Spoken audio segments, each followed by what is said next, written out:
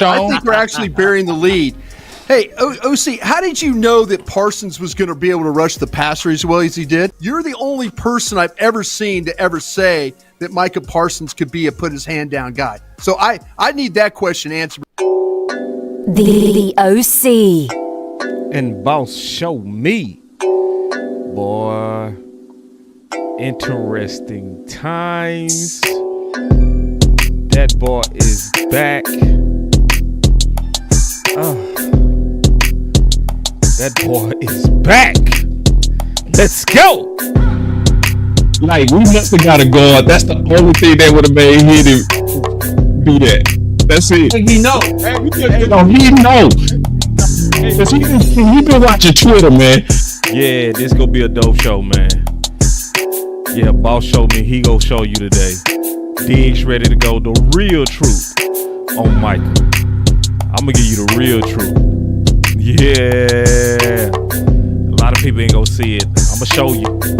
Sit back. I'm gonna show you. My reefer with Henny and Coke. Please don't be stingy. Got plenty to smoke. Show up and act up and back to the crib. I do not stun. I just rap what I live. Seem like they doing the most for the clout. Did what I said so they know what I'm about. Show up and act up and back to the crib. I do not stun. I just rap what I live. Boss, show me. Man, with pleasure. Yeah, we gonna talk about this competition too. We gotta talk about it. Yeah, we gotta take a look at Brian.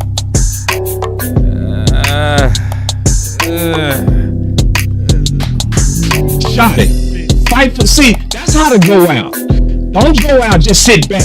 Yeah. Oh, I'm gonna take Matthew Golden. Now, fight for. You wanted physical. You said you wanted physical. Fight for it. That boy gotta fight. See, you wanted a coach of competition. You gotta fight for it. I don't think you getting it though. But hey, that's what you gotta live with. This is the bed. Oh my God! Somebody else said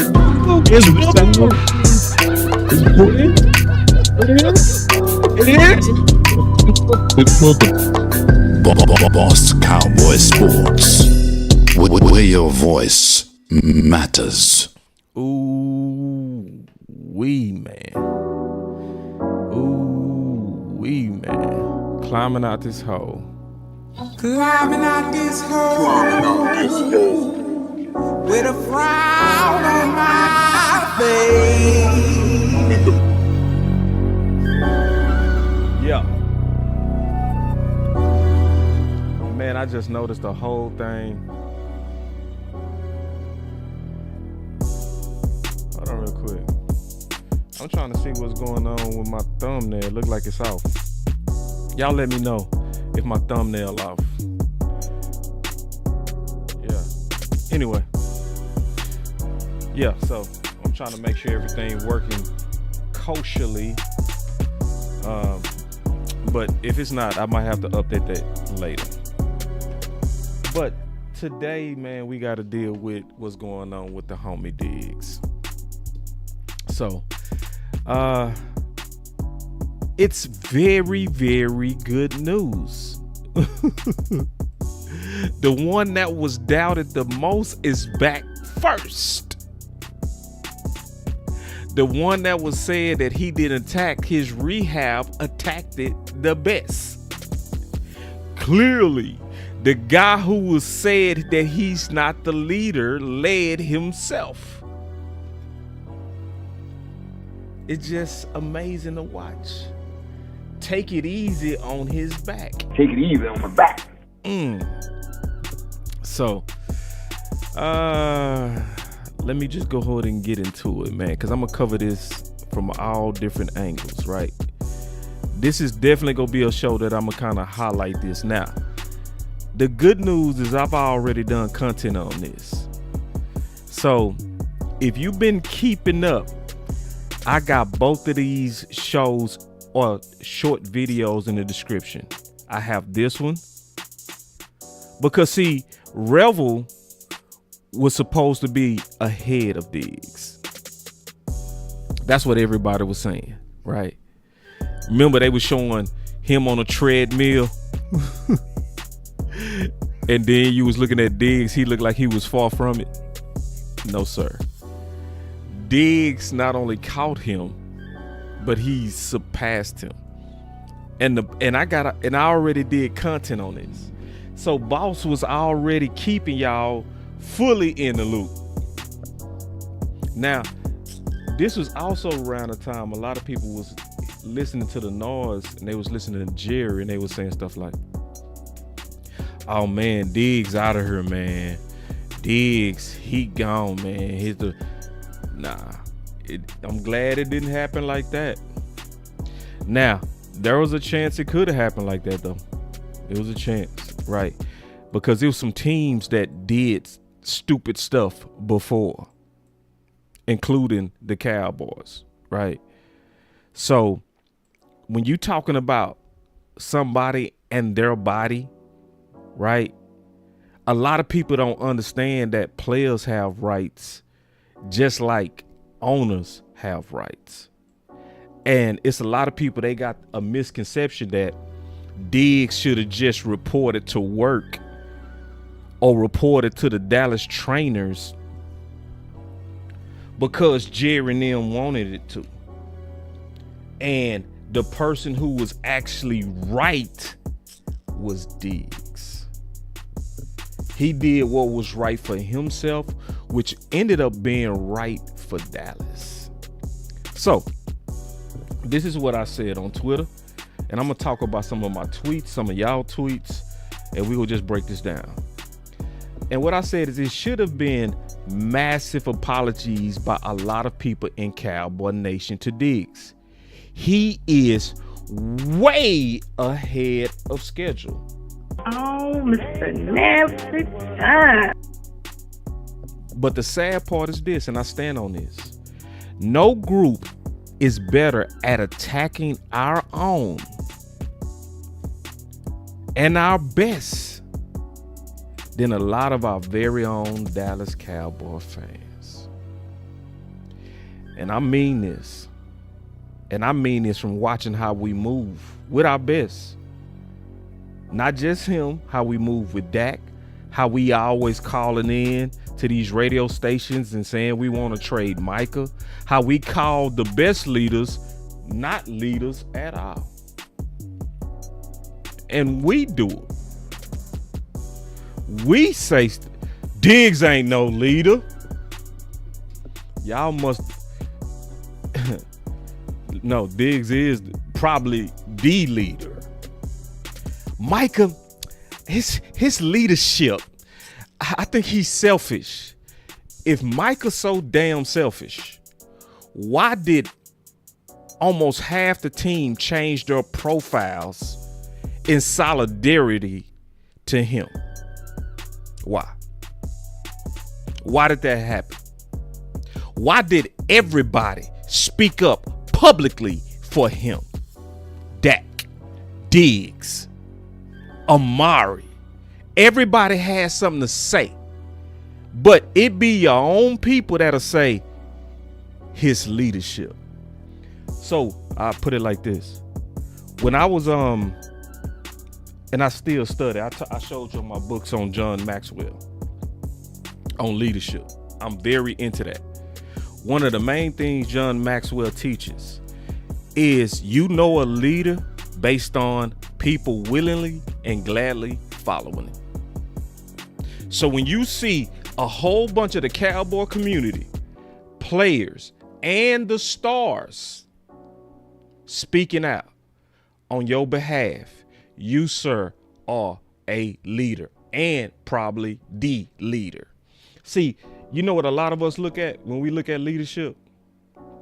We look at how articulate you are. So obviously Dak stands at the podium, but that don't necessarily mean he the leader. It doesn't. No. The leader is who people willingly and gladly follow. So let me ask you a question. I'm gonna just ask you a real question. Don't get offended. Take it easy on my back, but I'm gonna ask you a common sense question. Take it easy on my back. When Dak was fighting for his money, how many players changed their profiles for him? I'm just asking a common sense question. When CeeDee Lamb was fighting for his money, how many people changed their profiles for him?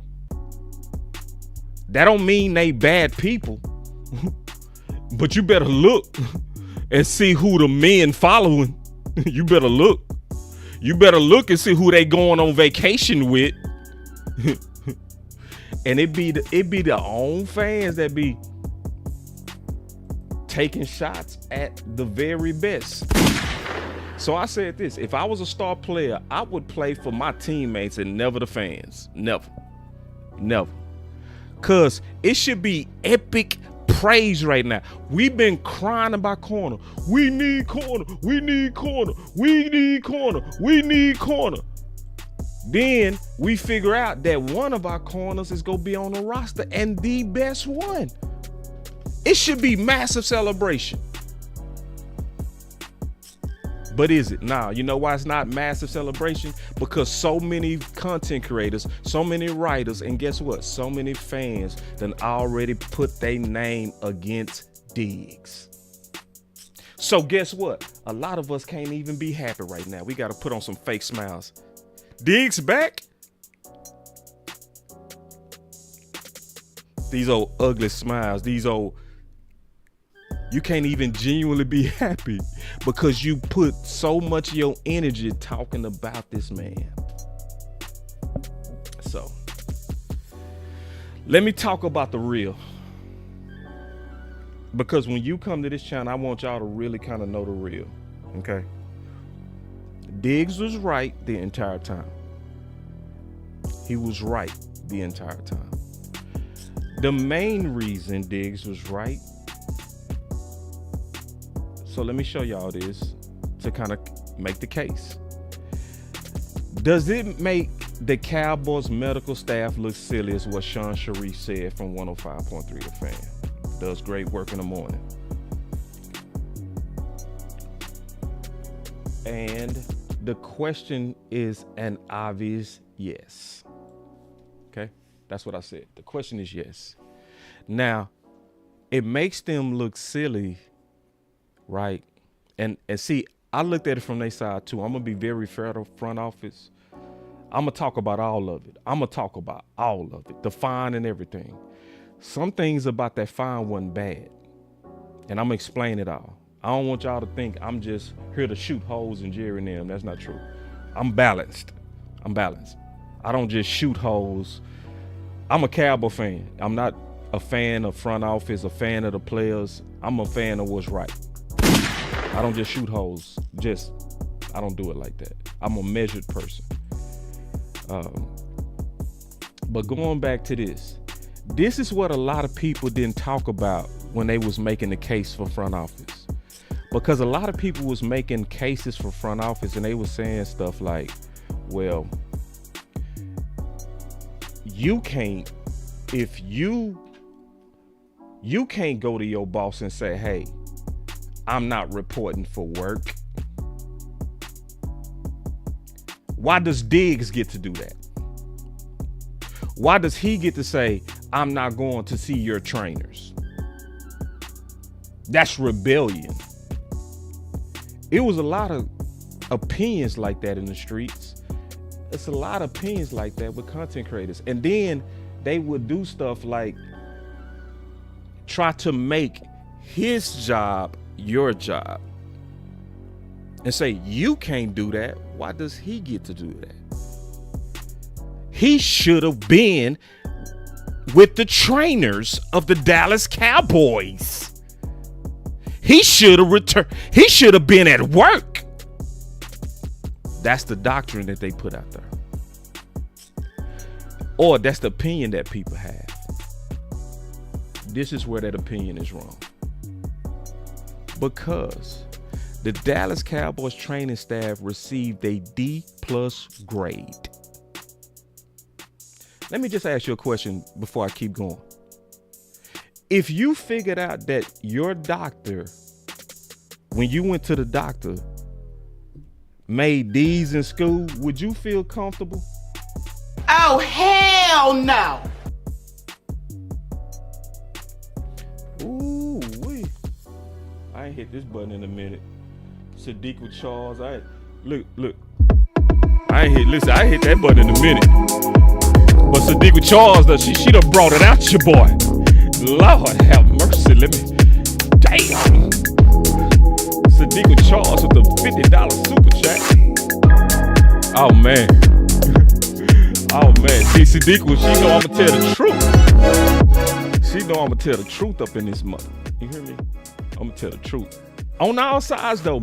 On all sides. This ain't just pro Diggs. I'm gonna be balanced with this. There's some things till I see it from front office side, too. But, man, she shut my mouth. This is what Miss Charles said. Hold on real quick. Let me see. $50, man. I needed that, too. Take it easy on my back. If it can just focus, I can read it. I'm going to just read it like this. She said, wow, boss, my brother, I love your look in your suit. Oh, thank you.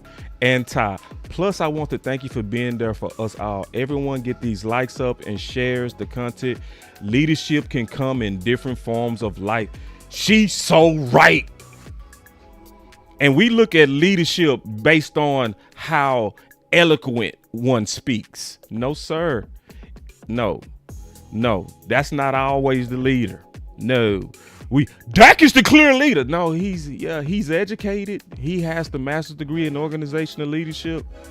I'm gonna be honest with you though. The leader is who the men follow. I'm just gonna be honest with you, bro. Y'all want me to lie, tell the truth? Shit, I'm gonna just tell you the truth. If the people are following Micah, he the leader. If the men are following Diggs, he's the real leader. Y'all want me to lie? I'm gonna tell the truth. It don't mean Dak bad. It's just what it is. It's just what it is. If you studied leadership, you know that. See, John Maxwell taught this. Thank you for the super chat, Sadiq. See, he taught this. He said, if you really want to lead an organization, find out who the real leaders are. He said, find out who the real leaders are. And he talked about how to do it. Where's my book? It's over there. I don't feel like going to grab it. Now I'm going to grab it. Hold on.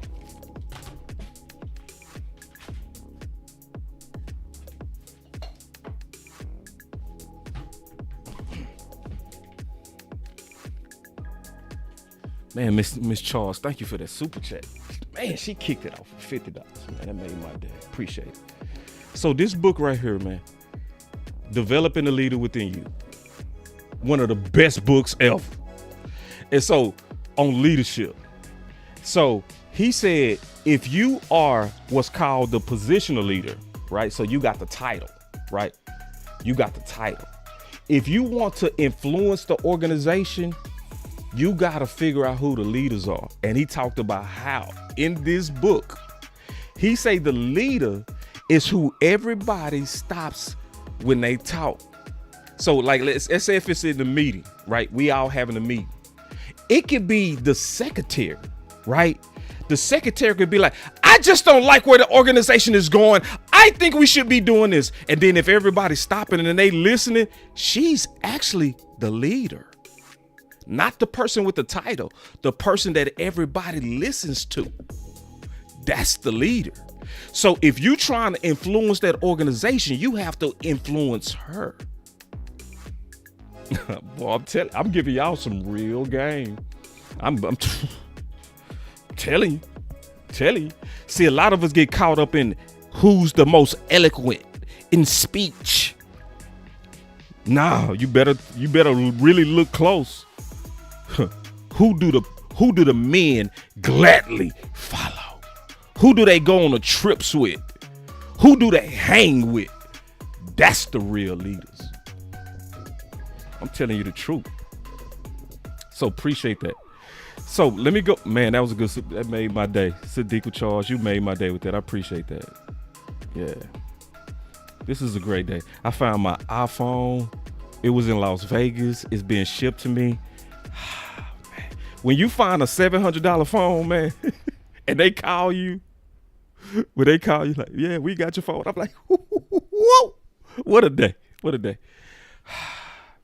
All right. Let me get back to this, what I was saying. Cause I'm really trying to give y'all the real, no fake. All right, here we go. I'm giving y'all the real though. My boy D.A. Lee, feel me? See, D.A. Lee is an executive. He know I ain't lying. When you leading people, you definitely better know who the leaders are, the real ones, not the ones with the titles. Who are the people that really move stuff? Yeah. So let me go back to what I was saying. Appreciate it, B-Bird. Hold on, B-Bird with the super chat. I also want to support him too. He got his own channel. He doing content, man. Me and you need to do something, B-Bird. Just period. I just love your spirit. He say, I'm just showing support, man. I appreciate you, man. You're a culture guy. I love culture. That's important to me. I like people who stand on that and willing to talk about that. You won. So I'm going to support you, brother. So going back to what I was saying, would you trust a doctor if you figured out that doctor made these in school? Would you? Let's be honest. Would you? See, a lot of people not looking at Diggs' standpoint. They only looked at it from master standpoint, from the boss man standpoint. I need you at work. Come to work. No. This is my body. No. I might not even play for you forever. And they got a D grade in 2024 by the NFLPA. Now, this is the worst part, Miss Charles. With only 62% of players feeling they receive enough one-on-one treatment and rating their contribution to success low. In other words, we are the ones that's keeping us right, not them. Players felt the training staff lacked sufficient resources and one-on-one treatment, placing the Cowboys 30th in the league in this area. You going to a doctor that's ranked 30th, you feel comfortable with that? But we was shooting all kind of holes in Diggs. We was shooting all kind of holes. He should have reported. He should have been a good boy and went to work because Master Jerry said, come to work.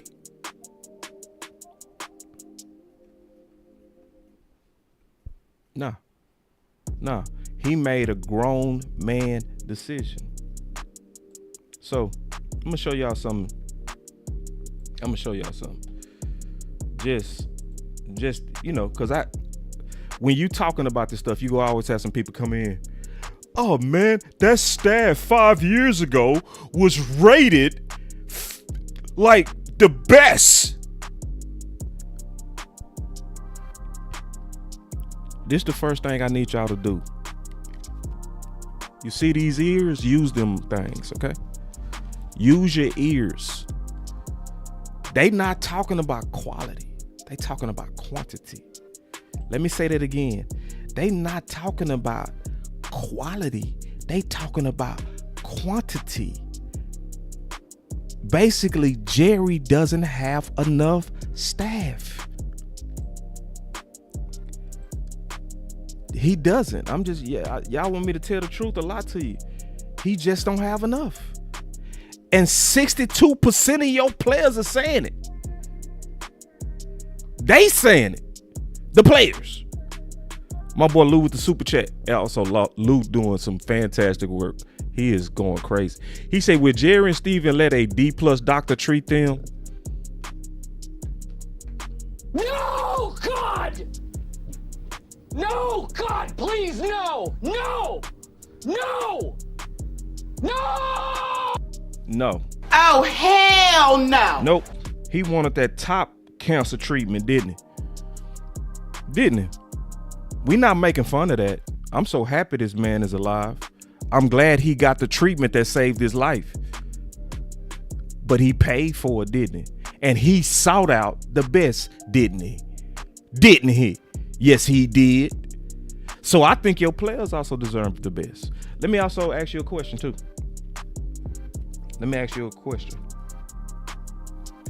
See, for everybody that's bragging on the training staff and the grade they got 5 years ago, let's think about that. Was we struggling with injuries 5 years ago? Oh, hell no. And then how do you know when your staff is worth their salt? When do you really know if your staff is worth their salt? When there are injuries. See, when everybody healthy, oh, the training staff, they're top. Why? The training room empty. Ain't nobody in there. You only know what their training staff is worth when they got to get them injured players back healthy.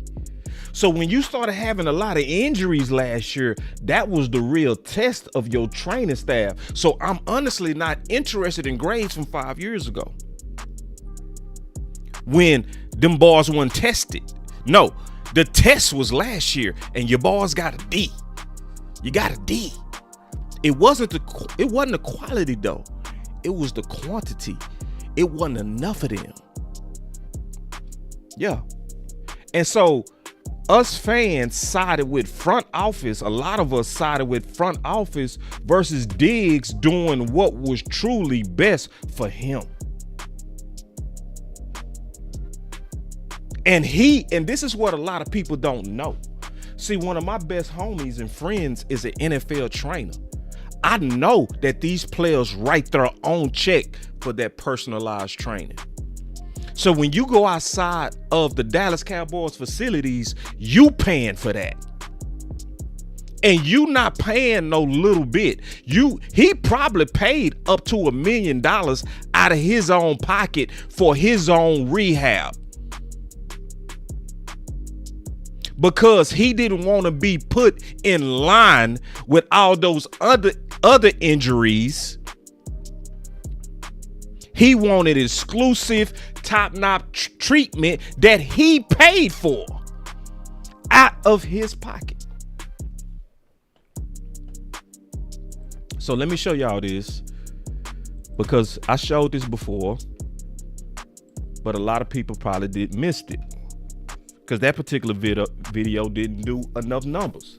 So this one go probably do numbers because everybody focused on the season. So they paying attention now. So because you're paying attention, let me repeat what I said on one of these videos. So this happened in January 6th. So the players was leaving the start, finish up their grades when they was asked about the move today, meeting with the team head coach, Mike McCarthy. And, you know, it was called Even Keeled, No Tears, mainly just thanking everyone and appreciate their hard work, right? So that was the mood. And then Jane asked the player if Mike McCarthy should return. And he said, and he had this to say: I only think it's fair if he gets one more shot, but more on his terms from the standpoint of really being able to run it how he wants. He wants to say, whoever else you go with, there's going to be an unknown. All right. So that was what she was talking about. Now, notice what happened. Okay. Pay attention. Take it easy on my back. Pay attention. Mr. Nasty Time is finna speak. Oh, Mr. Nasty Time. The player also added, hold on. Wait. What? So this player on his own added this next thing. They was talking about the mood, him getting another chance, Mike McCarthy getting another crack at it. And on this player's own, the player also added one of the things that would help Mike McCarthy is extra help in the weight and training room. I asked him to elaborate more help. She didn't know what he was talking about. What are you talking about? You just bringing this up on your own. What are you talking about? So did she pull this out of him? Did she do her reporter duties and start asking about training? No, bruh. This player changed the subject on his own. This player said, hey, I'm going to tell you something else that'll help Mike. What? He need more staff. I mean, like more bodies. Most places. Oh, so this player is also very aware of what's going on around the league. This sound like a high level player. This ain't no rookie. This ain't no little one. This ain't no bench warmer. This is the person who been talking to people around the league. This the type of person that's likely been to Pro Bowls. Why? Because you've been in conversations with other people and what they got going on with their teams. When do you have those talks? When you in them circles, when you in the Pro Bowls and when you just a role player, you not talking to a whole bunch of players around the league. This is likely Dak, or this could be Micah. This is somebody that's high up. Just use that common sense. Most places got so many hands on deck to cater to guys. Britt Brown is awesome, so he didn't throw Britt Brown under the bus. That's what I'm saying. It's not the quality, it's the quantity. Britt Brown is awesome and cares a lot, but he only has a couple of guys to help. Same with Harold Nash. So Brent Brown is over the training room. Harold Nash is over the weight room. Same with Harold Nash. He has the respect and love of the locker room, but having another person or two to focus solely on recovery management, etc.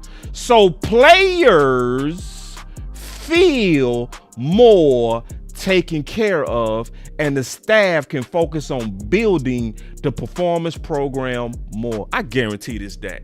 I guarantee this is Dak. Cause see, Dak, remember Dak got that. He got that degree, master's degree in organizational leadership.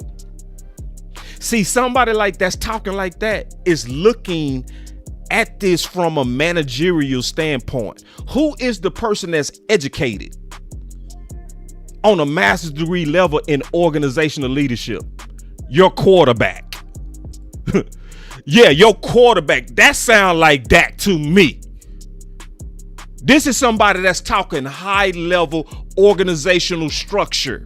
Who's educated in this type of stuff? Dak. And I got another super chat from Miss Charles. Hold on real quick. Let me read this thing. She said, boss, go buy a heating pad for your back. With the super chat, take it easy on my back. Take it easy on my back. Yeah. So the player adds, it will cost money to add more people, but he sees value in that. Now, this player brought this up on their own. See, this is why you got to follow Boss Cowboy Sports. This is also why y'all should be hitting that like button. Y'all should be hitting that like button because Boss was never with the crowd on this. Boss was never with the mob that was anti-Diggs on this. Boss was always telling y'all and showing y'all and proving what was the right thing to do, and Diggs was doing the right thing the entire time. Because Diggs elected not to put himself in that stuff. He elected that I'm going to do what's best for me, which is going to end up being what's best for the Cowboys. So you got Butler and Revel, who is under the Dallas Cowboys training staff. And when it all came together, Revel is behind Diggs now. When around the same time, this is what Diggs was looking like, and Revel was looking like he was way ahead. But because Diggs elected to go with specialized training out of his pocket, who is the guy that's ahead now?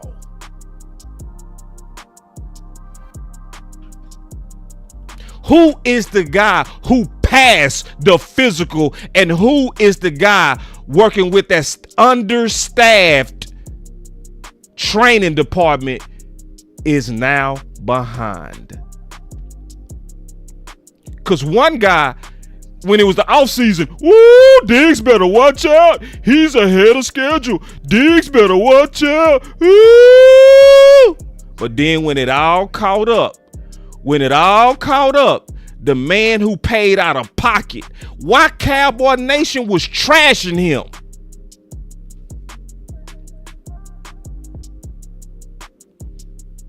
We should have took it easy on his damn back, but we didn't. Hit that like for your boy Boss. Because Boss been on the right side of this the whole time. I ain't go flip because I was already on the right side. I ain't got to flip. I was on the team. Be patient. Don't be foolish like other teams that got rid of their best over disputes over the people's body. Because we made that mistake before. Let's just think about it. Y'all remember this, Amari? Let's just think about this from real common sense, right? Let's just think about this. Have y'all seen them commercials? If you took Johnson & Johnson baby powder, you could be subject to a lawsuit. Call Frankel and Frankel. I just threw out a name. How many times do we hear them infomercials? If you took alcohol for your baby 10 years ago, you could be awarded class action lawsuit. See, how many of us took them COVID shots? And that boy Amari was forward thinking. Appreciate the super chat, Daisy. You always showing love. Appreciate that. $20. Appreciate it. How many of, come on now. Come on. Yeah. Haven't we heard that?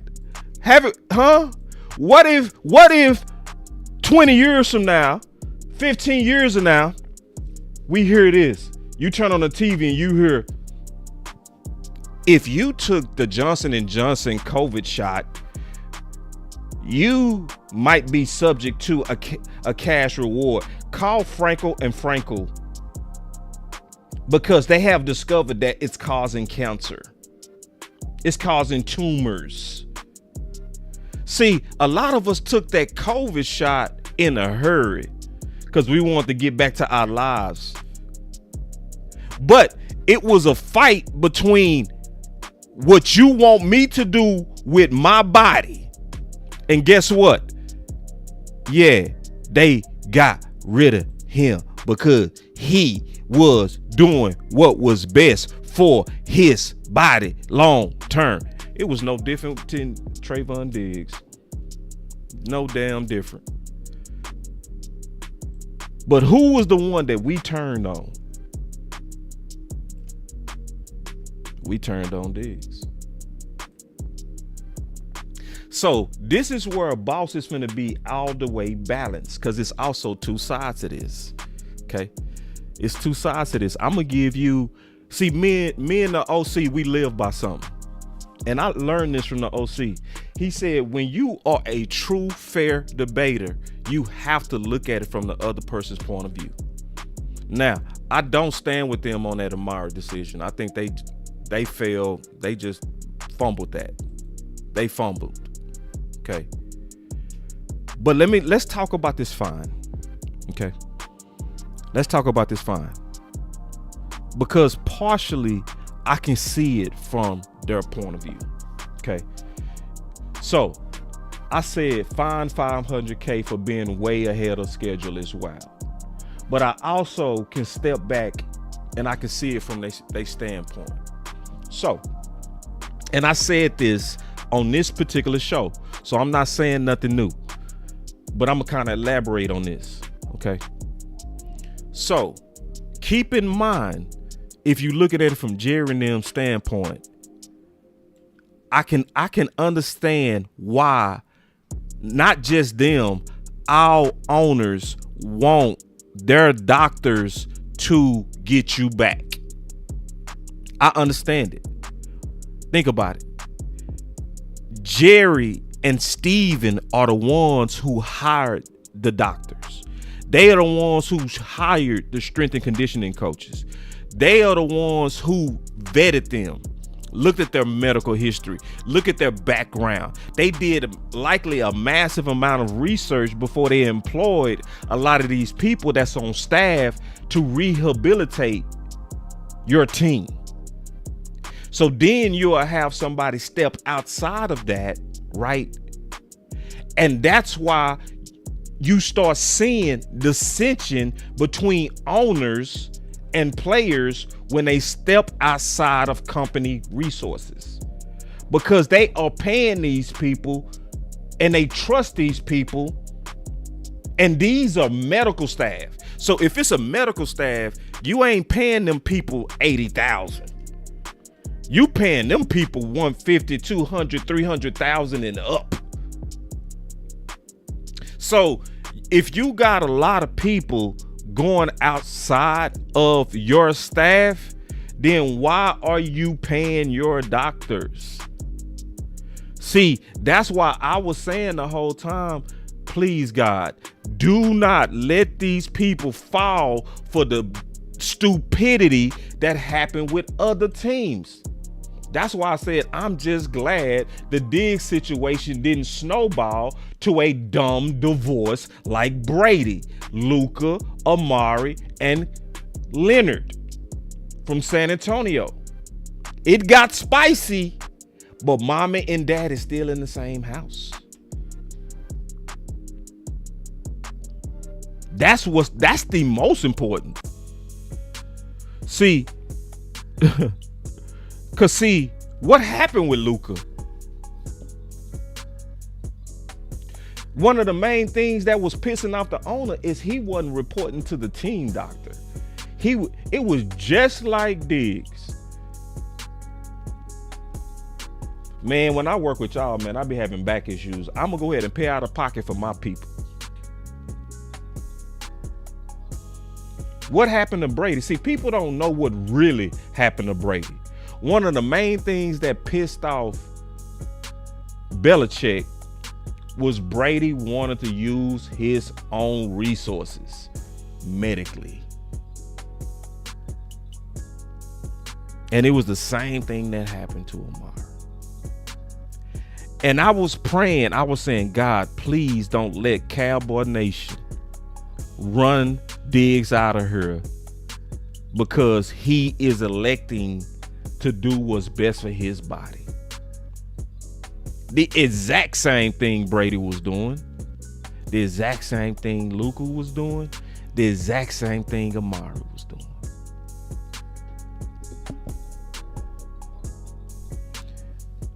And so this is a day we should be so proud of, is that we don't have an organization this time that pulled the goofy, that pulled a stupidity stoop, that pulled the dummy dumb again. See, they pulled the dummy dumb before. This time they pulled dumb dumb back. So, so man, clap it up, man, for your boy Diggs, man. He did his thing.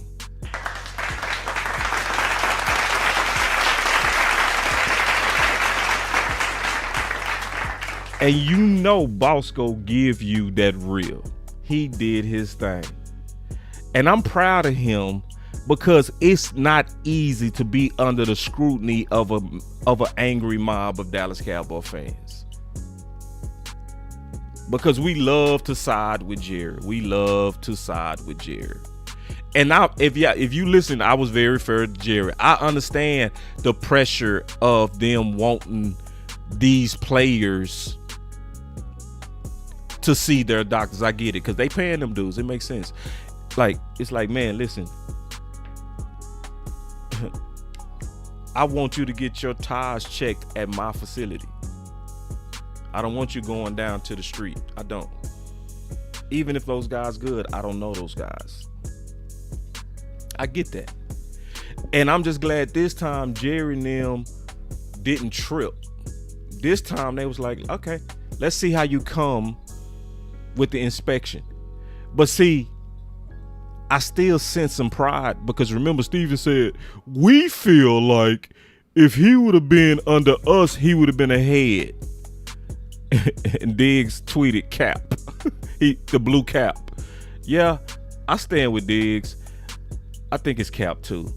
Because when I go look at Butler and I go look at Revel, they not even close to Diggs. So the people that was actually in your facilities, they way behind, and the man who paid out of pocket is way ahead. I'm gonna trust that. That's why I'm gonna hit up Sky. Cause Sky, he brings on an orthopedic doctor. That's who we need right now to close the gap. We need that orthopedic doctor to talk about the surgery that happened with Diggs, right? And the expected time of rehab, right? And compare that to the ACL damages that happened with Revel and Butler. And if he was to say that it's a longer recovery generally with Diggs, then that's exhibit A for everybody to shut up with the slander on Diggs. That's why I really want Sky to talk to the orthopedic surgeon. Bring him on your show and ask those questions. What's the average expected time when somebody suffers a grafted knee where you have to have cartilage implanted into your knee? And how does that compare to the structural damage of an ACL? Recovery wise. And I promise you, if I was to find out that he should have been on a longer recovery, I'm gonna go off because it was way too much slander on Diggs' work. And that's just fair, bro. Oh my God. See, I see Henny. See, I should have known this. My boy Henny say, look, because Henny is a dog. This is what my boy Henny said. He say with that grafted knee, it takes about 18 months.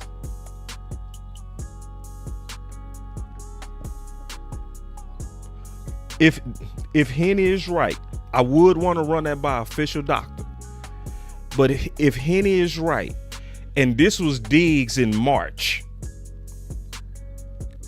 right? Let's just use our common sense. If this was Diggs in March, right, on something that takes 18 months, and this was Diggs at the start of training camp, how hard did Diggs work? Let's just use our common sense.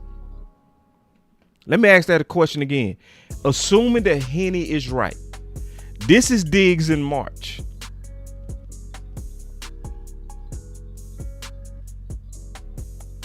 That's him in training camp. How hard did he work to be this? The whole time we was stepping on it. Then I got another super chat. My boy Brandon Vega say, I have a feeling this is all about the insurance policy on the money that Jerry put in escrow to cover the guarantee. It could be. See, Brandon, to your point, this is why this fight ain't unique to Jerry. Yeah, them billionaires think like that. You know what I mean? They think like that. They like, man, I'm paying all that money for insurance. I'm paying all that money. I need you to see my doctor. I need you. So since you're not following me, I'm going to fire you. I'm going to fine you. Now, this is where that fine from a billionaire perspective makes sense. If you're trying to deter behavior, put it in the contract. Because you want my boss say Google it, boss. I ain't gonna Google it right now, but you can Google it for me, and you can put the link in here, and I'll click on the link. if you do the work for me, I'll click on it. But I appreciate it. My boy say Google it. But yeah, just so like, cause Jerry and them wants to send a message from a boss standpoint. It's like, I want the players not following what Diggs did, even if it worked. Why? Because yes, it worked for Diggs, but it might not work for the other player. We want to enforce something that shows that we're going to put teeth against behavior that we don't want. So a lot of people are mad at the fine, but if you pause and you look at it from their standpoint, I can understand why you will put that in the contract. And what it forced Diggs to do is said, all right, how serious do I take my body? Do I take the $500,000 hit on top of the cost of me paying out of pocket for my rehab? Or do I go report to that D+ staff? He made the choice and he said, oh, hell no. Hold on real quick. My boy Henny done sent me some evidence. Hold on. I love Henny, bro. Hold on real quick.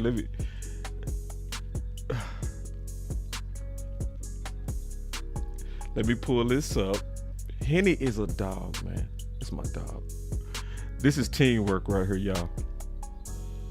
Look at this. And boy, Henny sent me. See, that's teamwork right there, man. That's somebody who wants the truth, man. Hold on, let me hit this button for my boy Henny. You can't handle the truth. Oh, man. That boy sent me the damn Google.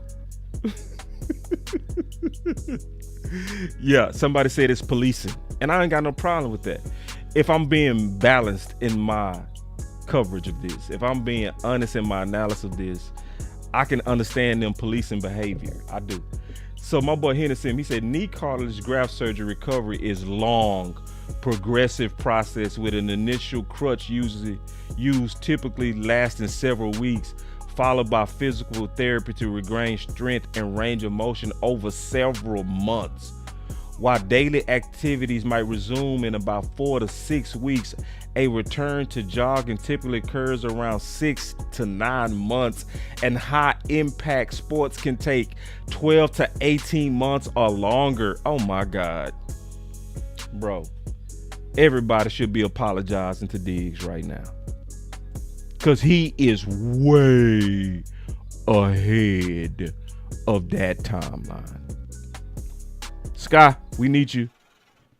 We need you to do that show, big homie. We need to cross-reference this type of information with an actual orthopedic surgeon. Because the fans want to know, because I sure want to know. And I promise you I'm going to hit up Sky about this. I'm going to hit him up, man. Sky, bro. This is a good time to talk to the doctor. Yeah, we need to know. Yeah, not from me and Henny on Google. Even though this is, you know, my boy being resourceful. I need that licensed doctor. Somebody that didn't make a deal. Oh, thank you. I love this comment right here to Truth MDP. My boy say, apologize to Steel too. Hell, boy. Take it easy on my back. Yes. See, that was the offensive part of what Jerry did. Think about it. Steel ain't no different than Diggs in terms of obviously how hard he worked. He broke his knee in 3 places. In December, he was back, never went on a pup list, never. Didn't miss no training camp practices, and had the most snaps on the team that whole year. And in an opening press conference, guess who the 2 people he called out? The 2 people obviously working the hardest to fulfill their contracts. Those are the people that Jerry called out. Steele and Diggs.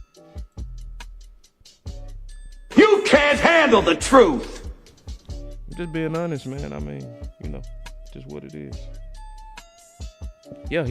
Yeah. I just wish Jerry wouldn't do it at all.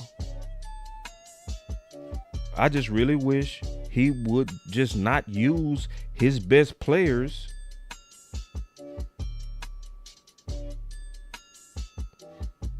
I got the wrong thumbnail up there, man.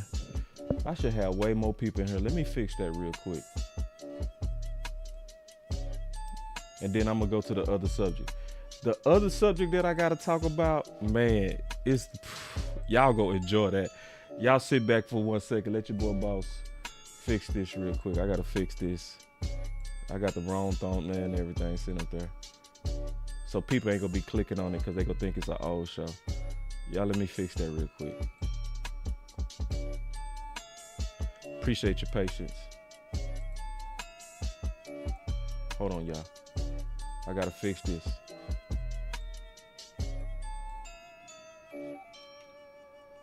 Hold on, y'all. Y'all be patient, man. What my boy Law say?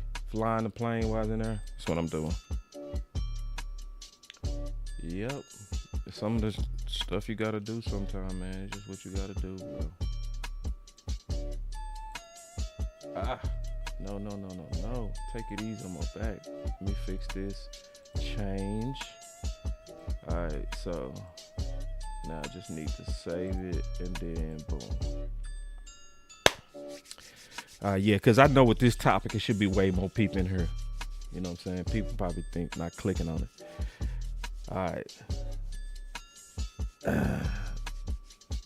Boy, now this next thing I'm finna talk about, man. Hey, listen, y'all. I'm finna tell y'all the truth today. Man, but I just gave y'all some straight sauce facts on Diggs that most people ain't talking about. I promise you a lot of people ain't talking about this, especially in balance. Most people that's talking about this is talking about this out of balance. I think based on the type of coverage that I brought y'all, I deserve a like. I do. I really do. I believe a lot. If y'all really want to go and help the nation actually get truth, take another step and hit that share button. I also got people that's watching this on Facebook. Do it there as well. But this next topic I'm finna get into, ooh-wee. But hopefully before I go there, hopefully y'all appreciate getting the truth on what's going on with Diggs. Because it's a lot of bad representation on Diggs. It's a lot of bad. And so let's do this. Let's also enjoy the fact that we have one of our top corners back. So let's just say if you was on the wrong side of this, if you was that person that was, stepping on Diggs, it's okay. We all drop balls. Everybody. It's okay. You can go ahead and smile for real. You don't have to stay in lowly bar. You can get out of lowly bar and you can say, you know what? Hey, listen, I thought he wasn't attacking his rehab. Obviously, he was. According to what Henny sent me, it take about 18 months. This man did it in less than 6. So he obviously was sleeping in a hyperbaric chamber or something. He was doing something or working out 5 times a day. He obviously went crazy in his rehab. And that's one thing about Diggs that I noticed. He got real rabbit ears. Whatever you challenge Diggs on, I guarantee he hears it, and he spends all off season to shut you up. When they was lying on Diggs saying that he gave up 1,000 yards, what did he do the next year? So this is what I want everybody to do. I want y'all to keep slandering him. That's what I really want y'all to do, because he hears it. I want y'all to say Diggs soft, he don't tackle. Do that. Just do that, because he hears it and he does something. If you say he's lazy in his rehab, he becomes determined to beat out all your guys. Revel and Butler, he like, no, I'm going to show you lazy. Hold up. Sadiqa Charles, the super chat, she said, boss, if folks not only like, they need to share, period. If I'll share it, I'll bring it to the people as well. Appreciate it, Miss Charles. This show should be shared because I guarantee most people not getting this level of details on what's truly happening. Because I showed y'all the grades. I showed you 62% of the players don't trust the amount of staff. They never talked about the quality. They talked about the amount. And Diggs should not have put his body on that. Period. He was right. So, I'm finna give y'all some sauce now. I hope y'all ready, man. I hope y'all ready. Let me change the vibe. I'm finna give y'all some sauce now. Because I'm finna show y'all some stuff that most people ain't gonna be able to explain or see. Okay? Because I talked about the real truth on Micah versus Jerry. What's really going on? All right? So I'm gonna tell y'all what's really going on. Jerry is making a PR tour to persuade the public, and guess what? It worked. It worked. He is going around to basically give his version of what's going on under the Micah contract dispute. And you actually have people that's taking sides openly. They openly saying, I'm Team Jerry. I'm with Jerry. I rock with Jerry on this. So I put something out there. And it registered. This is my thought on it. This is what I hope your thought is. I am not Team Jerry. I'm not Team Micah. I am not Team Agent David. I am Team Dallas Cowboys. Get on the phone, start the talks, and get it done. As of now, they got 30,000 views because it's growing, and 56 shares, 364 likes. That's a pretty good tweet. That mean is registering with Cowboy Nation. Don't have no team. Be Team Cowboys on this. It's not about stick it to him, Jerry. Stick it to him, Micah. Stick it to him. No, it's none of that. No.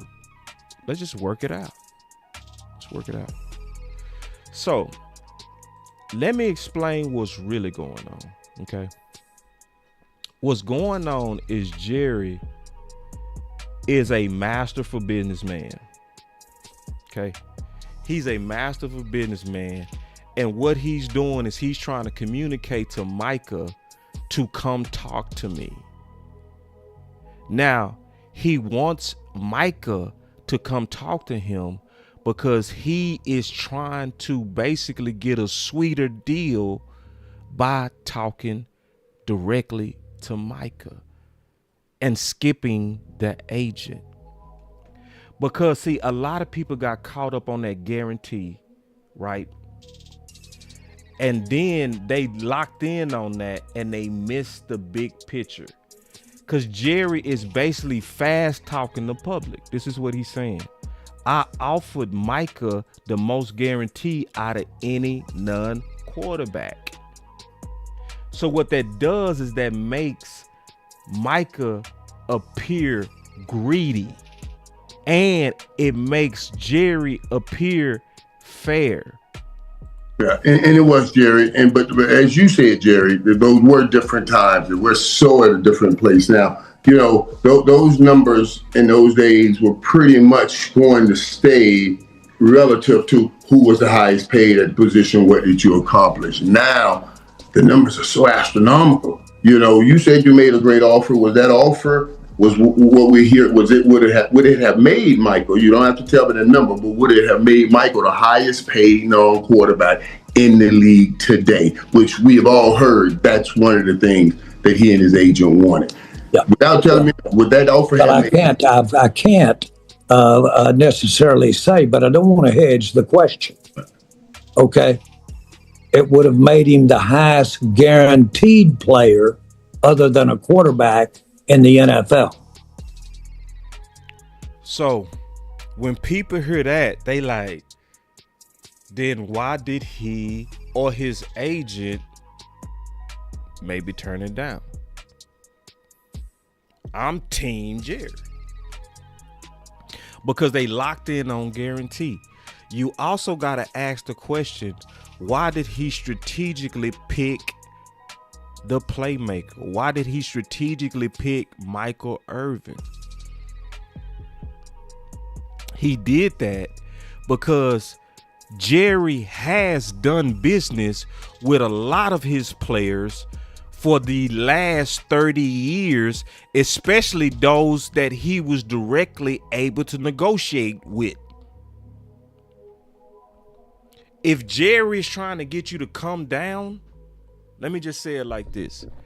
If Jerry's trying to get you to come down on your price, he also likely on the back end offering you something else too.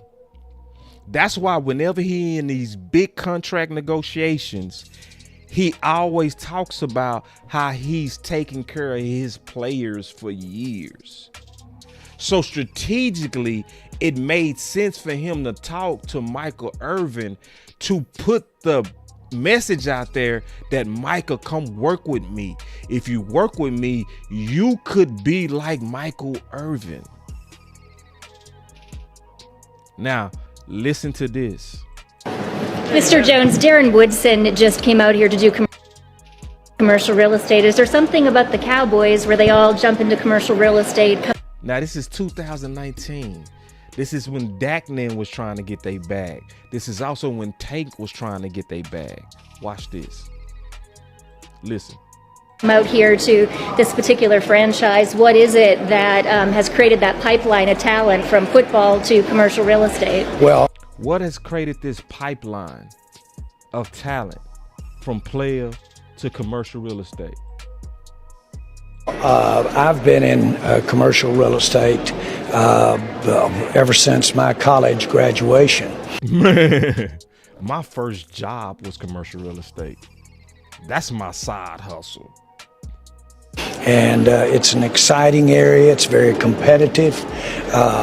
It's a contact sport.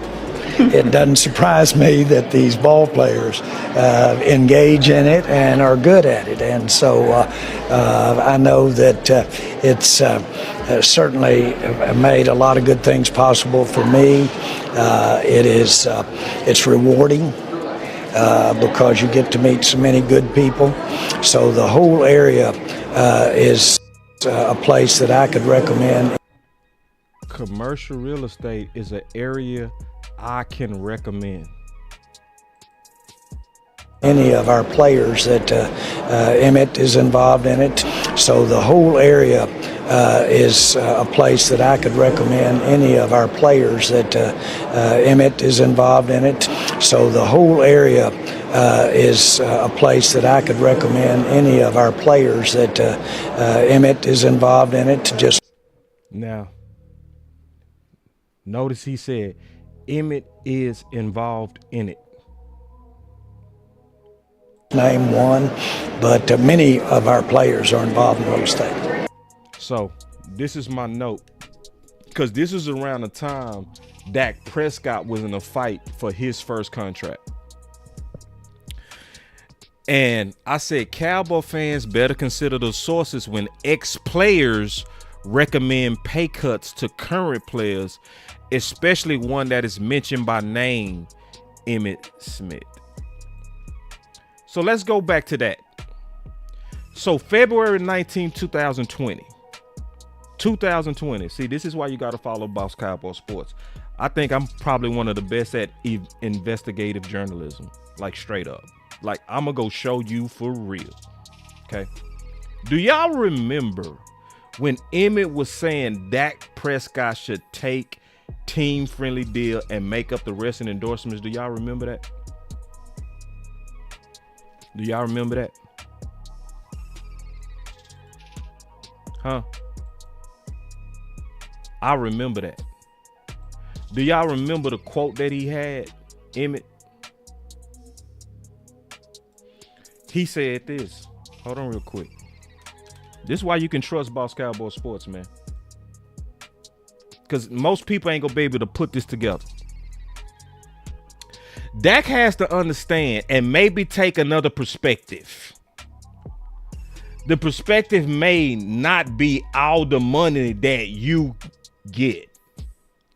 It may be how much money of that money you willing to leave on the table. Because the Cowboys is a marketable organization.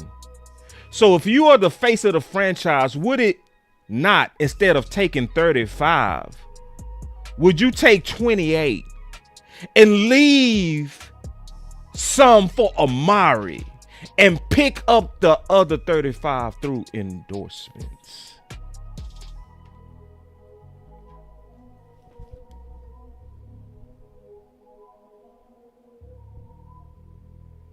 Now, who did Jerry say he was in business with? Who did he say he funnels deals to in commercial real estate?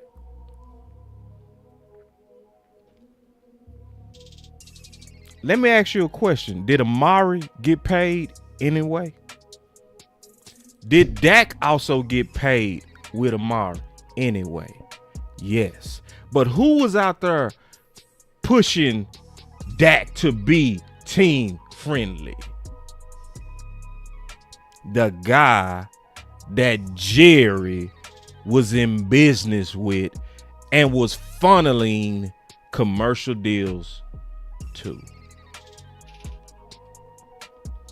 That don't mean all of them do it, because Darren Woodson did the exact opposite, and he also got commercial deals from Jerry. And he said, Dak, don't take a pay cut. He said it the next day. Emmett went out there talking about take a pay cut. That means some of them ex-players not for sale. Am I saying Michael Irvin was trying to do some slick stuff at Micah? I'm not saying that. But I am saying this. If Jerry is doing you a favor and been doing you favors for years, he the type that will ask for a favor back.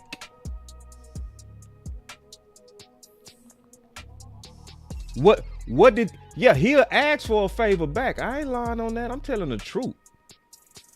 He asked for a favor right in front of the whole world. He said, can you get Micah to come talk to me? Can you get Micah? Yeah, can you do that? Yeah, I've been helping you. Can you help me? Can you get Micah? I'm with you. It's me. It's my life. I want to be in here making the decisions. But I don't want whatever going on between the agent and to get in the way of our player, Michael. That's all I think. Michael, why don't you grab Micah and come over here with him and come with me and sit down here?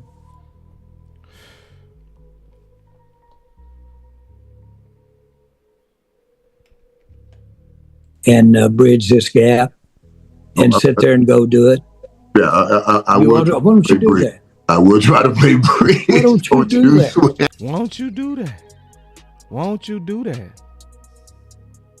No, his agent should be involved in terms of papering it and all that kind of stuff. But I'd love it if you'd called me up, which we didn't, and said, listen, I got Micah and I want to bring him over here, and we've been through some of this before. Maybe y'all need me a little bit.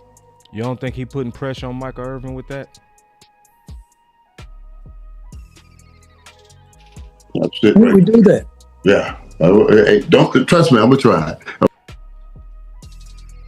Will you do that? Trust me, I'm gonna try. We'll try. I'm gonna call David. I'll call them all and see anything and sneak David in there too. We're gonna figure it all out. We're gonna figure it out, boss. I know I gotta let you go. You got a lot of Sharpies around you. Yeah. David, one of them, and so yeah, my boss say, boss, I remember you didn't like that 22 comment. I didn't. I ain't like what Emmett did. I ain't like it. I ain't like that you came out in the public like that and you was trying to pressure Dak to be team friendly.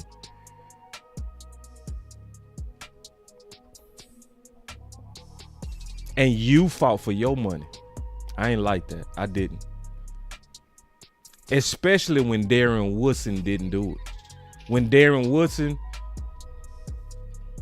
I wonder if Darren is still in that building, or did he all of a sudden get some paperwork to say, hey, your lease is over? Because it was a time Darren was in Frisco looking down at the practices. I wonder if he's still in that building. Or did you get your ass booted because you didn't do what Jerry wanted you to do with Dak? And my boy Mo Money said, I'm just curious. I wish I was a fly on the wall. I wish. My boy Jerry, he say Jerry is shark, coach, owner, GM, head of PR. Bro, I'm not calling Jerry the devil, but see, you got to understand something. If you do a side deal with Jerry, he go ask for a favor back. It's just business. He go ask for that favor back. Ain't that what he was doing with Micah? Would you do that? Would you do that? You don't think he hit up Emmett? Emmett, would you talk to Dak about team friendly? Would you do that? Would you do that? Will you explain to him that if you team friendly to me, that I take care of you? Will you explain that to him? Yeah, that you could get a lifetime of deals with me. You can get business deals with me. I'm not saying he did that, but what if Jerry did that?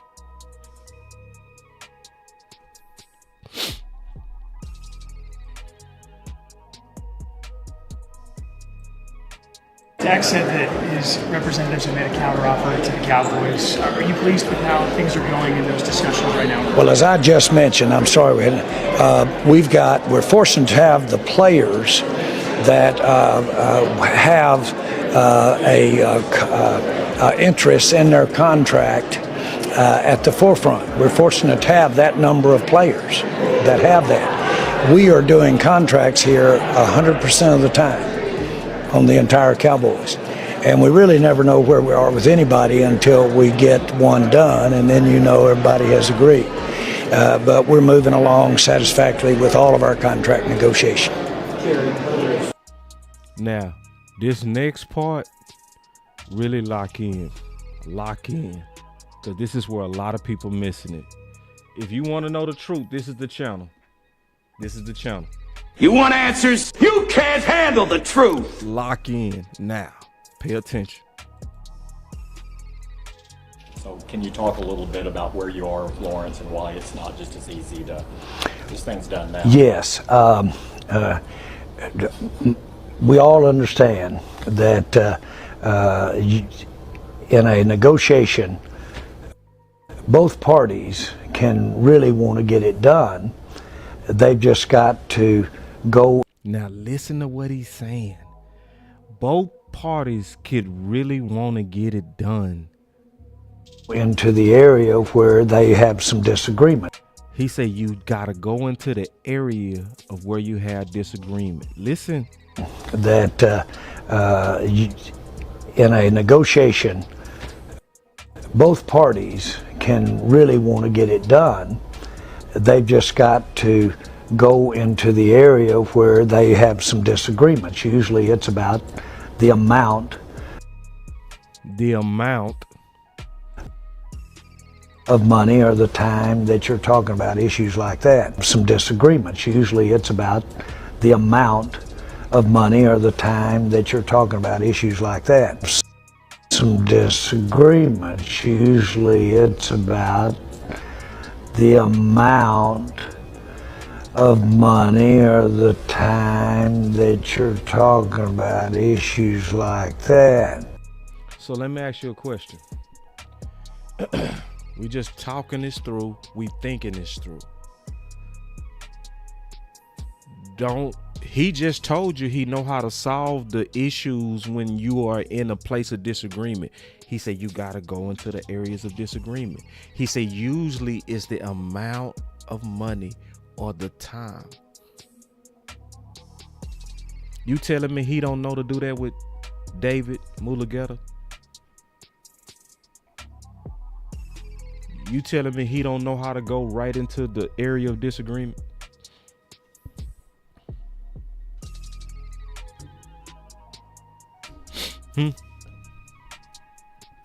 And then if it's usually the time or the money, what did you spend your PR campaign talking about? You made sure you put out the money difference. You ain't talk about the time difference, did you? The question, okay, it would have made him the highest guaranteed player other than a quarterback in the NFL. So he made sure he put the guarantee out there. What he didn't put out there was the time. See, that time can burn you. The time can burn you just as big as the guarantee. Let me show you. My name is Boss Show Me, so I'm gonna show you. So, dog. Let me fix that. Y'all give me a second. I gotta fix it. Take it easy on my back.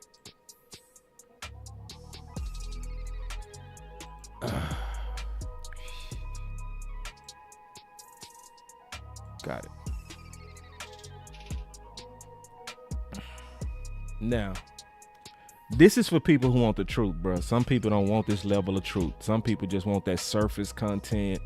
They want people to just give some old opinions, unfounded opinions, and then they, I like what you're saying, and they go with it.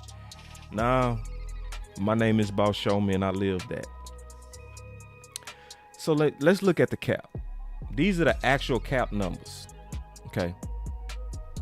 So Jerry like to talk a big game, like he say, I know the cap and where it's going more than anybody. I'm aware, right? Let's just use our common sense. If we look at the cap even before the new CBA kicked in 2021, right? You could just look at it and tell that it was rising around $10 million per year. You don't have to be genius if you're seeing the same trend pretty much over and over, because the cap is based on the television contracts and revenues. They getting ready to input gambling in the next one in 2031, and that's gonna spike the cap even more once they allow gambling into it. That's gonna be another revenue source for the NFL.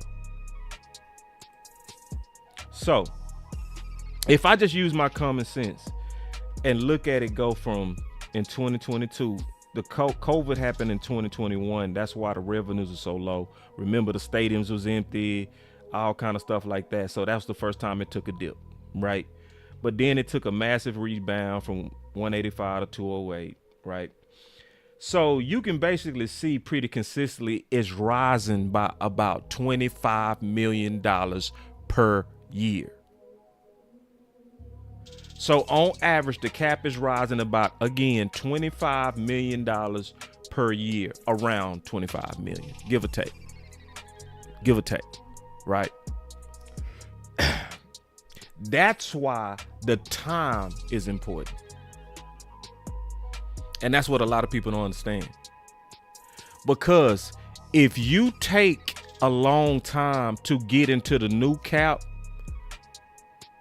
you taking a big risk. In a violent game, one of the smartest things to do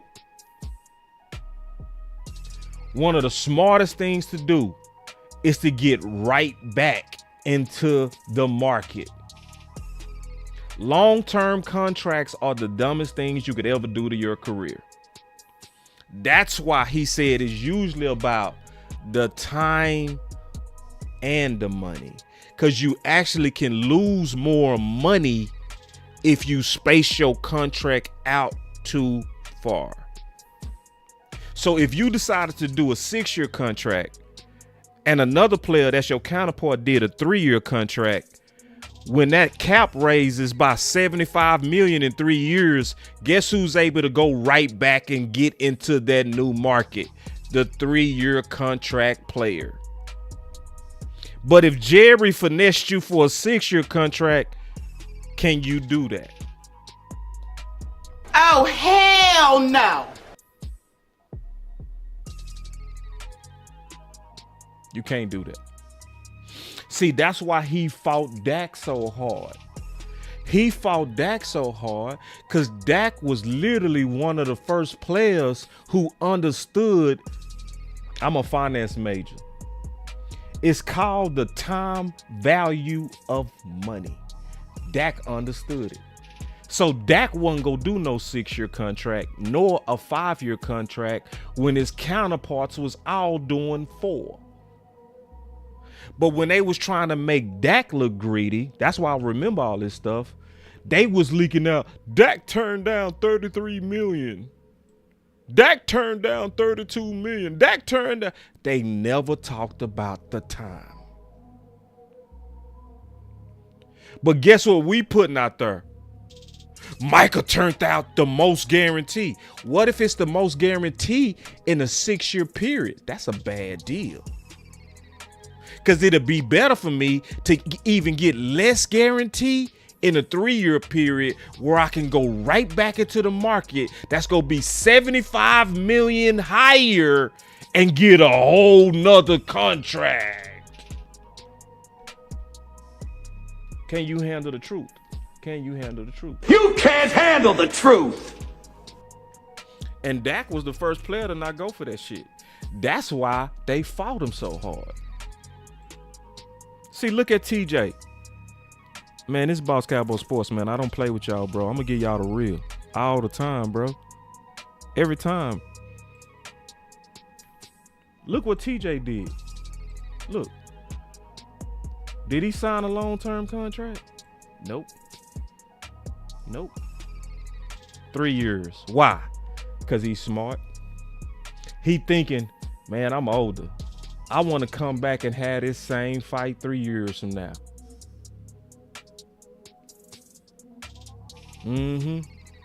See, versus Garrett, if you look at Garrett, he did a 4-year.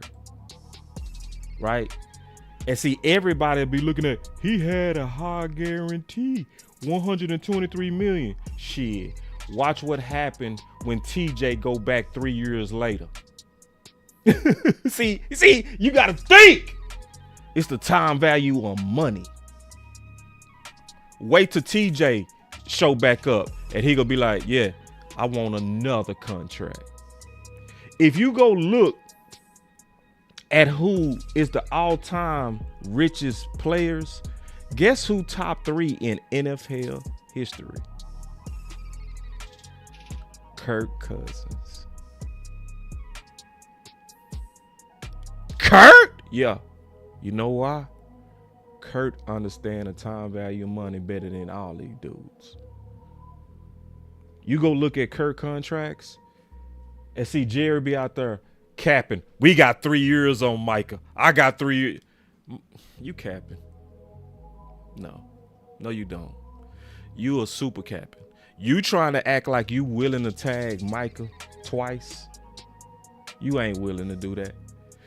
So you go tag him where 100% of the tag comes out of the cap, instead of giving him a contract where you can spread it out and do voidable years and stuff like that to kind of give you flex, triggers and different things, backload contracts, flex to be able to move things around if you're trying to get new talent under your cap. You go take all that money at once, because if it's a tag, all of it come out all at once.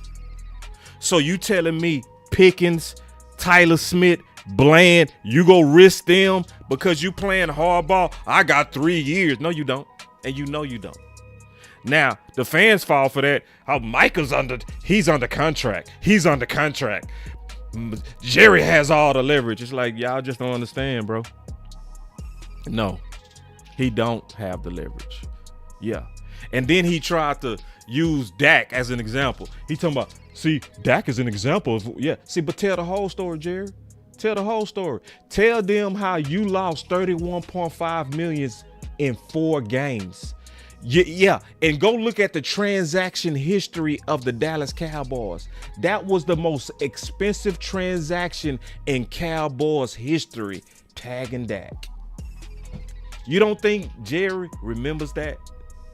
Do you think he want to throw $31 million or this tag amount twice at Micah?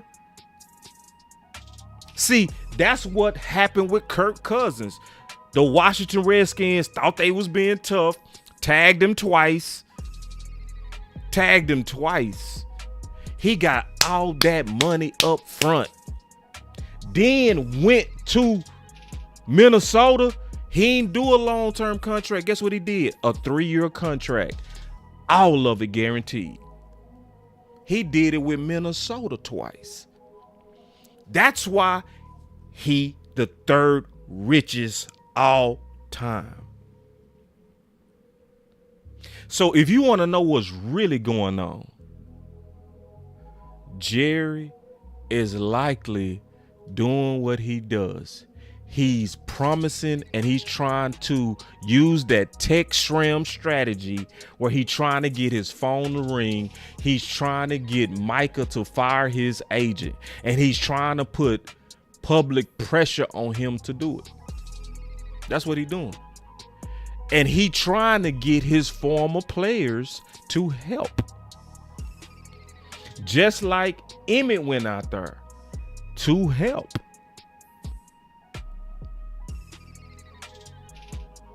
And this is the dilemma that Micah is in.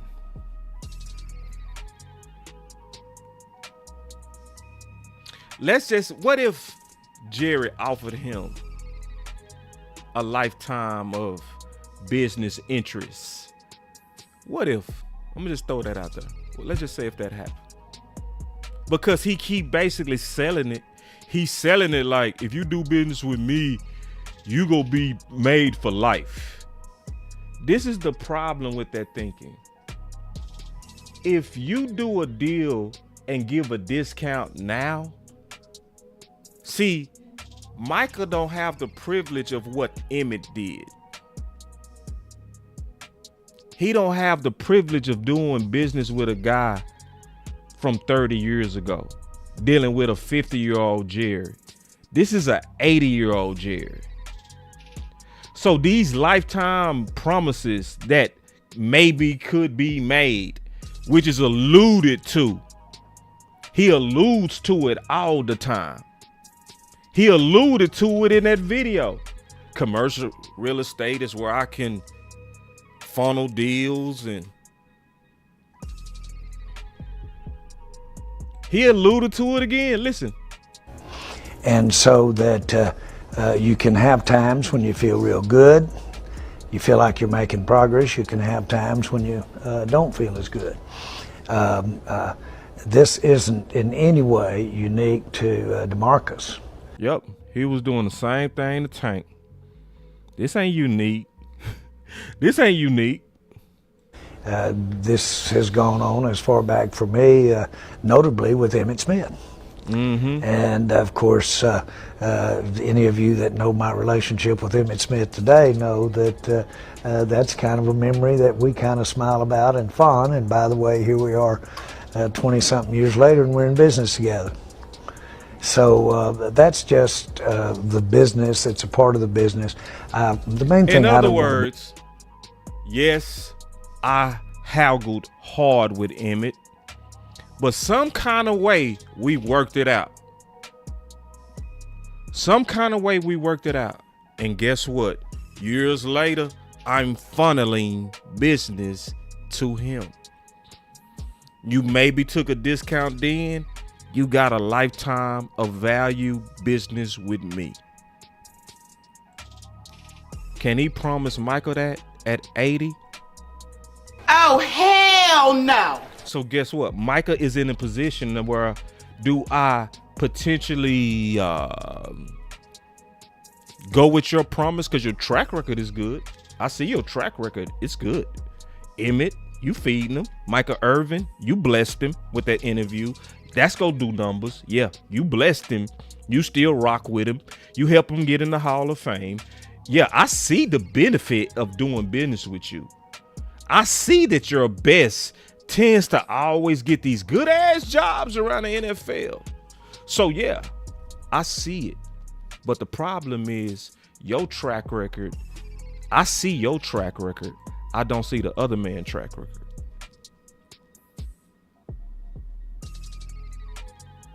See, I see your track record. Yeah, if you was 30 years younger, how about shit, man? Hell yeah, I'm gonna give you a discount. Yes.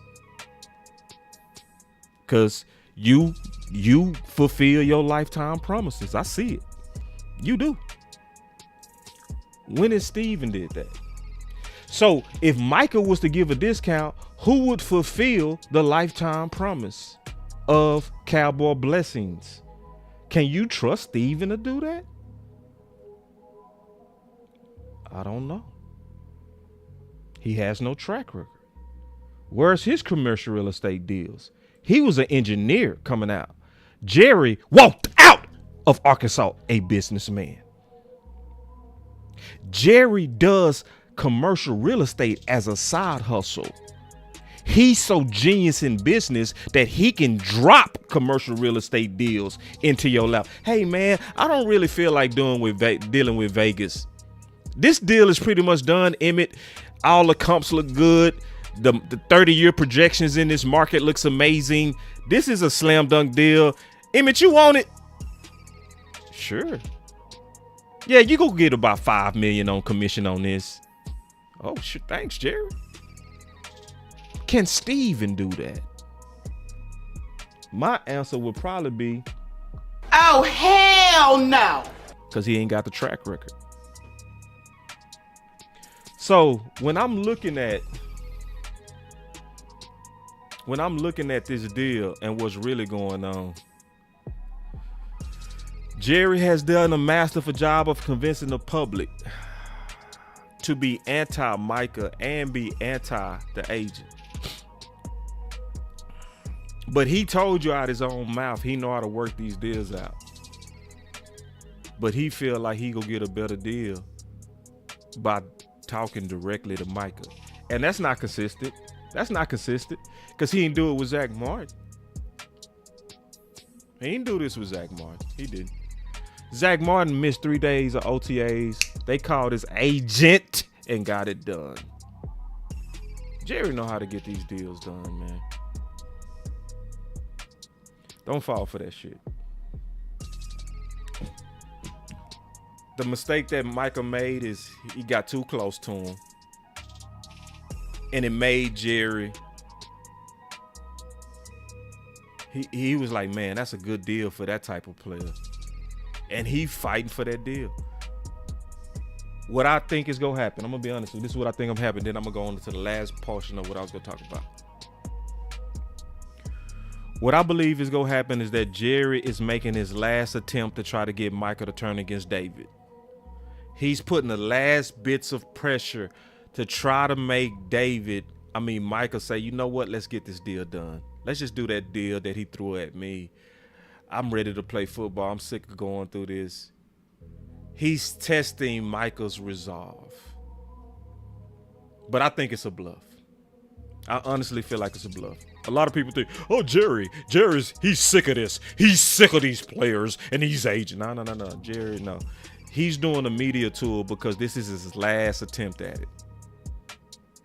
And likely by next week, he's going to fold. He going to say, all right, let's get this shit. And he going to go talk to David. And they go like he said, in the areas of disagreement. And they go get it done. Just like they did Dak last year. See, it's certain players that say, and I talked to Dak's dad, me and Law and I, we was talking to his dad. So some of these players are wired that I don't talk to you, man.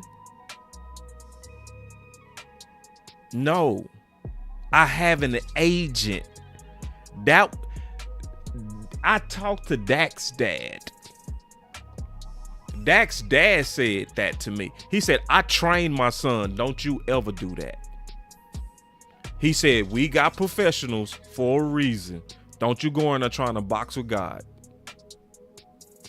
No, you get somebody that's on his level. That's negotiated. That's a professional negotiator. Don't you go in there.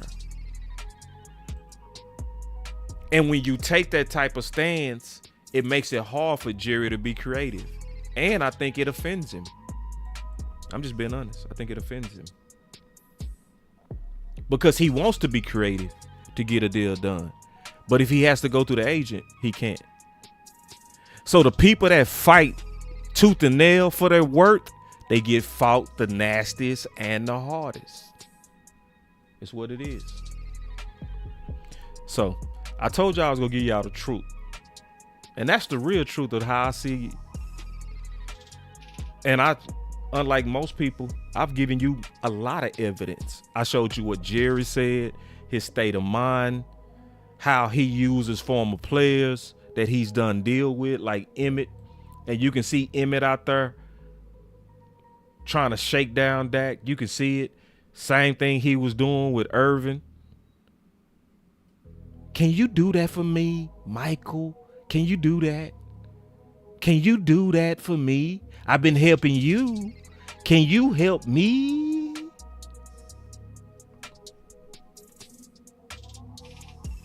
Them billionaires ain't gonna help you for 30 years for free. And that's the genius of Jerry. Yeah, I'm gonna help you do some deals. Yeah, I'm gonna help you with some commercial. Yeah, I'm gonna help you out. I got you, Emmett. I got you. I got you.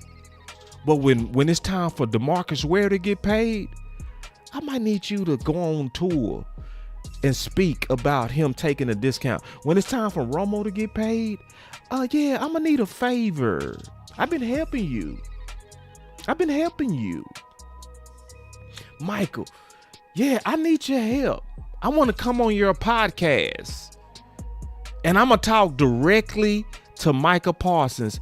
And I'm going to say, can you call me? Can you have him call me? He didn't figure sneak David in there too. We're going to figure it all out. We're going to figure it out, boss. Y'all need me a little bit. That's it. We do that. Yeah. Hey, don't trust me. I'm going to try. I'm going to call David. Will you do that? Will you do that?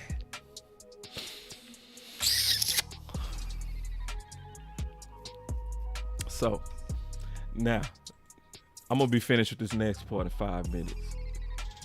But that's how I see it, man. You know, that's what I definitely feel like is going on. I gotta show y'all this though, man, 'cause I got some interesting stuff right here, man.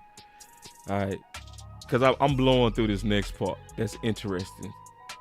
We got to talk about this competition review. And this is so damn interesting. I'm going to show y'all some stuff. Look at this freaking poll, bro. I did a poll.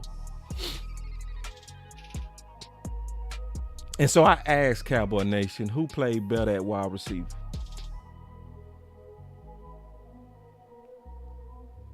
Look at that.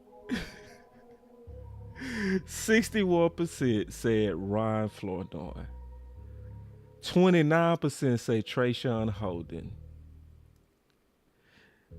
6.8% said Jalen Brooks, and 2.3% said Jalen Tolbert. God. Take it easy on my back. Oh, Mr. Nasty time. Huh. Damn. Interesting. Now, overall, I agree with Ryan Flournoy. Now, my eye test says Trayshawn Holden. But performance-wise, I have to go with Ryan Flournoy, too. I agree with that 100%. And it's interesting because the reason why I'm bringing this up, because this has a lot to do with culture. This is super important when I'm talking about culture, okay? Because remember, Brian Schottenheimer supposed to be about earn it every day, right? That's what he's been preaching. And so Flournoy, to me, has earned it, right? So me and Foots was talking, and Foots been doing film work, and he just, as he been looking at the film, he was like, yeah, man, he added some tools to his bag, this Flournoy, right? Because you can see that Flournoy at the bottom runs a real good route. Not a lot of extra feet work to get separation on that corner. Good job. A crisp route. And that's a damn good ball too by Joe, because he threw it on the right hash. That's a strong throw. When you throwing on the right hash like that, that's a strong ass throw. On the money too, but also good separation by Flournoy. Now, some of y'all don't know this, but that train I've been telling y'all about, Real Truth, that's who trained Flournoy this offseason. I've been telling people this is the best trainer in the country. I've been trying hard to get him to work with Mike and others, because this is Genty's trainer. Y'all remember how Genty showed up to that pro day? When he showed up looking like the Hulk, and everybody was like, ooh, when he was doing them drills.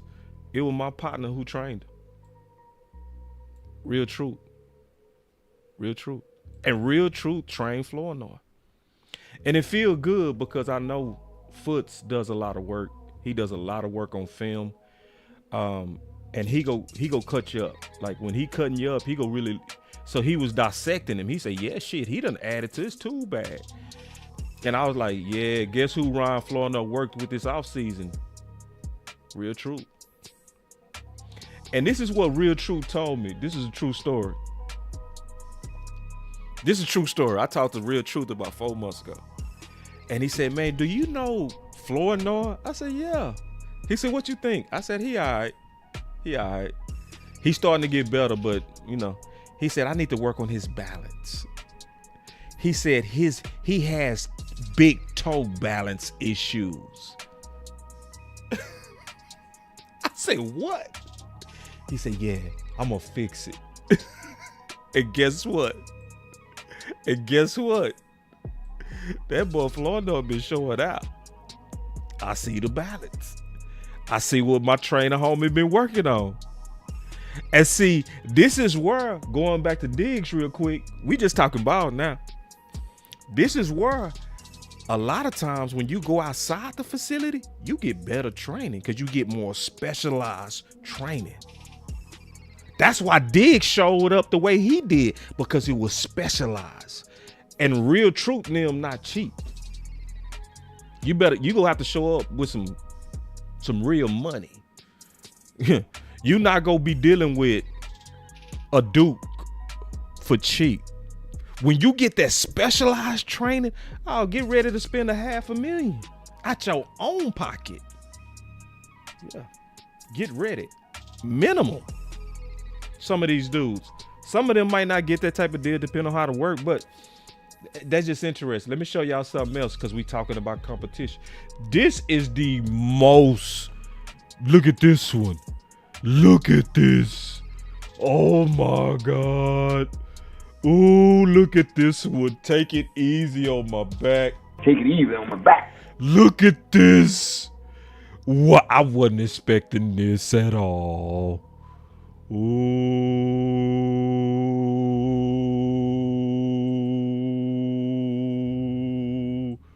Hold on, let me change the vibe real quick.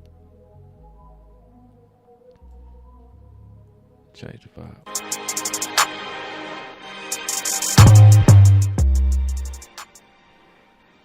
Look at this, man. Look at this. 92% of the people that voted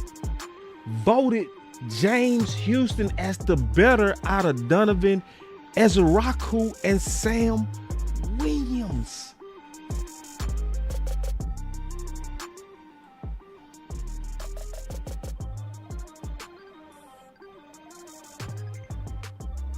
Listen, I took stats in college.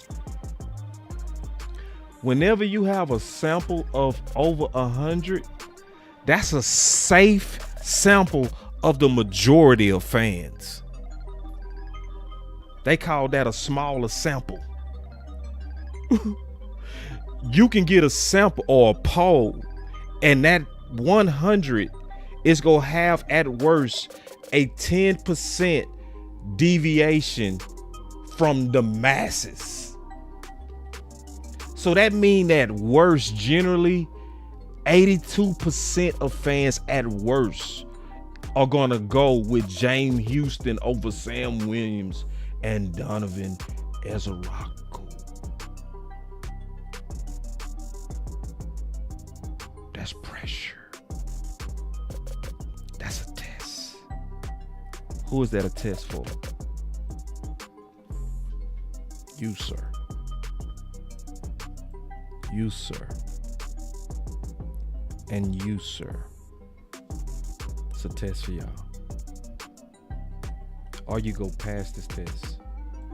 Or you go literally tell 92% of Cowboy fans that don't believe their eyes. What the? Are you gonna tell 92% of us we crazy? Because Donovan Ezraku and Sam Williams are sons. They was drafted. James Houston was a free agent. We don't treat them dudes right. Even my boy Fuss talked about it. And Fuss don't deal in that politics. He don't deal in that. That ain't his thing. That ain't his thing. He like to stick to football. Let me go to Fuss' channel real quick. That is channel. Hold on. Y'all give me a second. Oh, it's right here. I already had it queued up. See, no, every one of us got our thing. His thing is football. His thing is film. His thing is what's going on the field. But even Foots was like, bro, if James Houston doesn't make the team, then we know players aren't being evaluated fairly and politics still are in play. And that ain't Foots. He don't deal with that shit. Dog. James Houston is obvious. It's obvious. It's 92% of us. 92% of us. What you gonna do, Brian? Because I don't even think it's you. Because all this competition you've been talking about is being tested. Are you gonna be different? Because 92%, yeah, we saw it under the lights. We saw it. And we're expecting you to do something about it. So when I say competition is under review, I'm not lying. I'm telling the whole truth, nothing but the truth, so help me God. Just like I always say in my intro, you said you wanted physical, you will have to fight for it. Brian, you said you wanted a coach of competition, you got to fight for it.